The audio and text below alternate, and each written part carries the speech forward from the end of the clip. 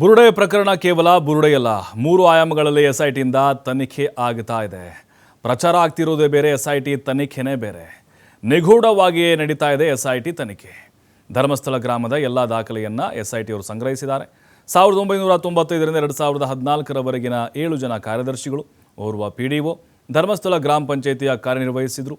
2010ರಿಂದ 2025ರವರೆಗೆ ಕರ್ತವ್ಯ ನಿರ್ವಹಿಸಿದ ಪಿಡಿಒಗಳನ್ನು ವಿಚಾರಣೆ ಮಾಡಿದ್ದಾರೆ. ಈ ಪೈಕಿ 3 ಪಿಡಿಒಗಳ ವಿಚಾರಣೆ ನಡೆಸಿದ ಎಸ್ಐಟಿ ರತ್ನರಾಜ್ ಹಾಗೆ ಉಮೇಶ ದಿನೇಶ್ರನ್ನ 2 ಬಾರಿ ವಿಚಾರಣೆ ಮಾಡಿದ್ದಾರೆ. 2010ರಿಂದ 2016ರವರೆಗೂ ಕರ್ತವ್ಯ ನಿರ್ವಹಿಸಿದ್ರು ಈ ರತ್ನರಾಜ್. 2016ರಿಂದ 2024ರವರೆಗೆ ಉಮೇಶ್ ಕರ್ತವ್ಯ ನಿರ್ವಹಿಸಿದ್ರು. 2024ರಿಂದ ಪ್ರಸ್ತುತ ದಿನೇಶ್ ಅನ್ನೋರು ಕೆಲಸ ಮಾಡ್ತಾ ಇದ್ದಾರೆ. ಶವಗಳನ್ನು ಹುತ್ತಿರುವುದಾಗಿ ಕೋರ್ಟ್ನಲ್ಲಿ ಚೆನ್ನಯ್ಯ ಹೇಳಿದ್ದ. ರುದ್ರಭೂಮಿ ಆಗುವ ಮುನ್ನ ನೇತ್ರಾವತಿ ತೀರದಲ್ಲಿ ಅಂತ್ಯಕ್ರಿಯೆ ಆಗ್ತಿತ್ತು.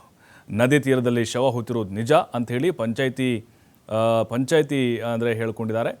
ಹೀಗಾಗಿಯೇ ಧರ್ಮಸ್ಥಳ ಗ್ರಾಮ ಪಂಚಾಯಿತಿ ಎಲ್ಲ ಅಧಿಕಾರಿಗಳನ್ನು ವಿಚಾರಣೆ ಮಾಡಿದ್ದಾರೆ. ಎಸ್ಐಟಿ ಕೇಳಿರುವಂಥ ದಾಖಲೆ ನೋಡೋಕೆ ಗ್ರಾಮ ಪಂಚಾಯಿತಿಯವರಿಗೆ ಸೂಚನೆ ಕೊಡಲಾಗಿದೆ.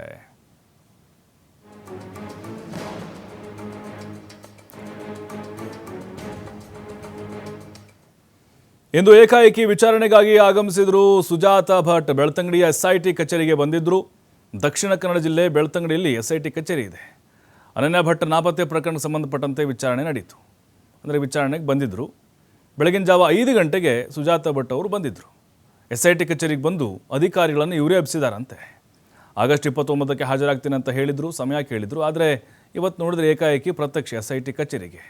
ಇತ್ತ ತಿಮ್ರೋಡಿ ಮನೆ ಶೋಧಕ್ಕೆ ಮೊದಲೇ ಪ್ಲ್ಯಾನ್ ಮಾಡಿದ್ರು ಎಸ್ಐಟಿಯವರು. ಹೀಗಾಗಿ ತಿಮ್ರೋಡಿ ಮನೆ ಶೋಧ ಕಾರ್ಯದಲ್ಲಿ ಎಸ್ಐಟಿಯವರು ಬ್ಯುಸಿಯಾಗಿದ್ದರು.